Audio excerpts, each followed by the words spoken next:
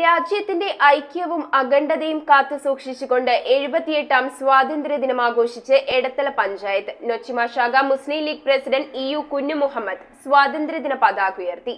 രാജ്യത്തിന്റെ ഐക്യവും അഖണ്ഡതയും കാത്തുസൂക്ഷിക്കേണ്ടതിന്റെ അനിവാര്യതയെക്കുറിച്ചും സ്വാതന്ത്ര്യത്തിനു വേണ്ടി ജീവൻ അർപ്പിച്ച നമ്മുടെ മുൻഗാമികളുടെ പാതയിലായിരിക്കണം നാം സഞ്ചരിക്കേണ്ടതെന്നും എടത്തല നൊച്ചിമ ശാഖ മുസ്ലിം ലീഗ് പ്രസിഡന്റ് EU കുഞ്ഞുമുഹമ്മദ് കോമ്പാറ പറഞ്ഞു. സ്വാതന്ത്ര്യദിന പതാക ഉയർത്തി സംസാരിക്കുകയായിരുന്നു അദ്ദേഹം. മുസ്ലിം ലീഗ് ആലുവ മണ്ഡലം സെക്രട്ടറി CO മുഹമ്മദിന്റെ നേതൃത്വത്തിലാണ് ദേശീയഗാനം ആലപിച്ചത്. അൻവർ അടിവാരം, അലിയാർ പാറേക്കാടൻ എന്നിവർ ആശംസകൾ അർപ്പിച്ച് സംസാരിച്ചു. തുടർന്ന് മിഠായി സൽക്കാരവും നടത്തി.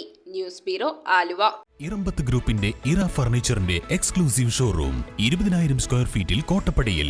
സ്കിൽഡ് ഡിസൈനേഴ്സ് ആൻഡ് എഞ്ചിനീയേഴ്സ് രൂപകൽപ്പന ചെയ്ത traditional and architecture design furniture. നിങ്ങളുടെ സ്വപ്ന ഭവനം ഒരു സ്റ്റേറ്റ് ഓഫ് ആർട്ടാക്കുവാൻ എന്നും നിങ്ങളോടൊപ്പം ഇറമ്പത്ത് ഇറ ഫർണിച്ചർ, കോട്ടപ്പടി, കോതമംഗലം.